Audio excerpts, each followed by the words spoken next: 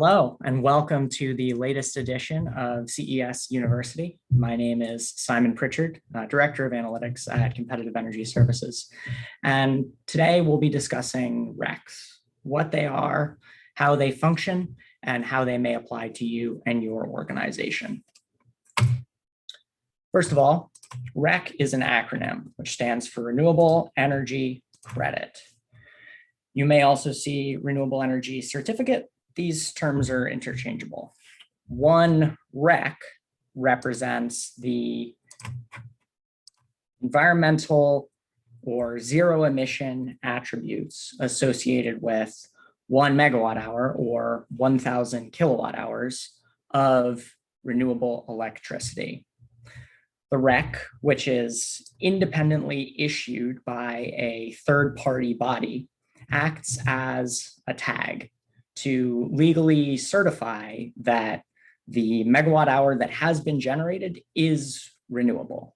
This tagging allows the singular ownership of the associated renewable energy.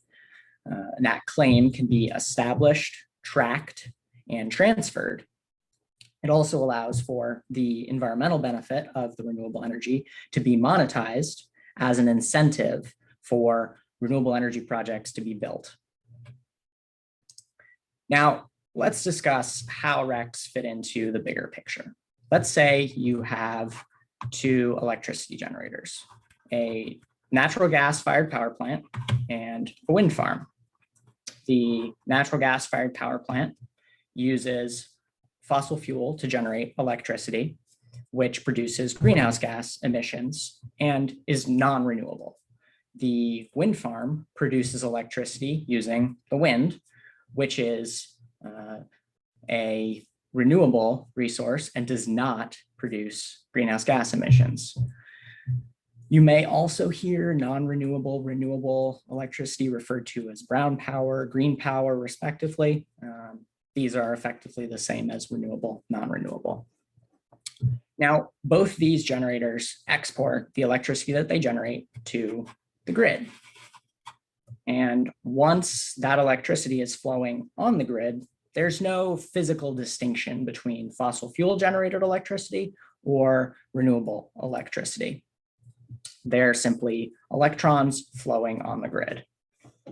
However, because a REC is created with each megawatt hour that is generated by the wind farm, the renewable electricity can be accounted for.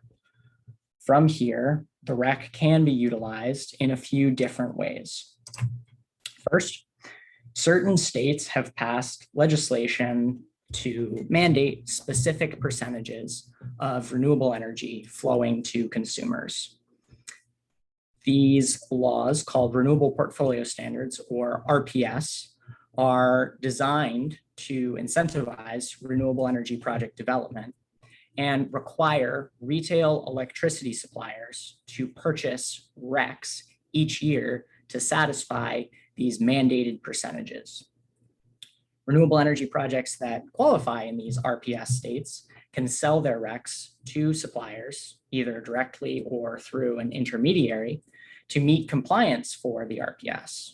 When the RECs are used for RPS compliance, they are retired and considered part of the electricity that customers consume. If you want a little bit more info on how RPS laws work, you can check out an article at the link below to see a deeper dive from one of my colleagues, Sandy Beauregard. Outside of the RPS case, renewable energy projects can also sell their RECs to voluntary buyers. You may have heard the term Green E, which is the most popular certification for voluntary RECs. Buyers of voluntary RECs are typically organizations with sustainability goals who retire the RECs and use them to claim a carbon emissions reduction, offsetting electricity that is purchased from the grid, which is known as Scope 2 emissions.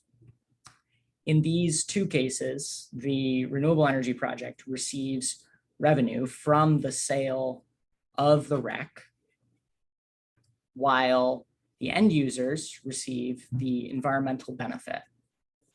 It's important to note that once the wind farm sells the RECs, either to the supplier or to a voluntary buyer, it can no longer make a claim to renewable energy.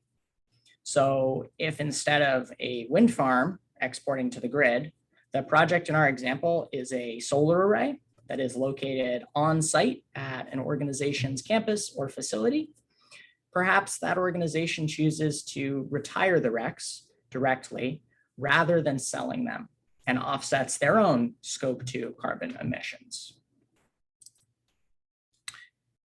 If your organization has set sustainability goals or is looking to set sustainability goals, you may want to explore your options further for procuring renewable energy or RECs. There are a few key considerations to keep in mind when procuring renewable energy. You can purchase RECs in a standalone contract called an unbundled purchase or an unbundled contract, or as part of a more complex agreement in which the RECs are bundled with energy. These different types of contracting options carry differing levels of complexity. They present different levels of cost and financial risk. So you may want to consider your budgetary limitations, requirements, and your level of risk tolerance when considering different contractual types. Additionality, or the role that a buyer plays in driving new renewable growth, can be a factor, as well as geography, both for consideration of offsite versus on-site renewables, and when thinking about regional proximity.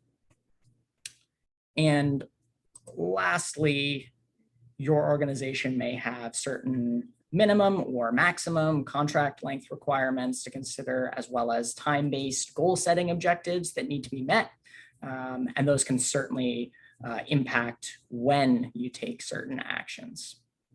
Each entity is going to have different considerations of these items or others as well that they need to think about when they are considering making a REC or renewable energy procurement.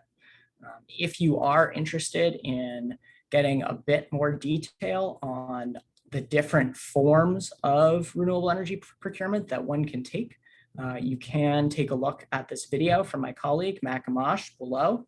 And he goes into the different pathways for procuring renewable energy in quite a bit of detail, and uses a pretty fun ice cream analogy when he does it as well.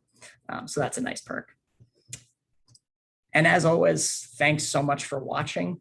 For more CES University content, feel free to visit our website or subscribe here on YouTube, and have a great day. Thanks so much.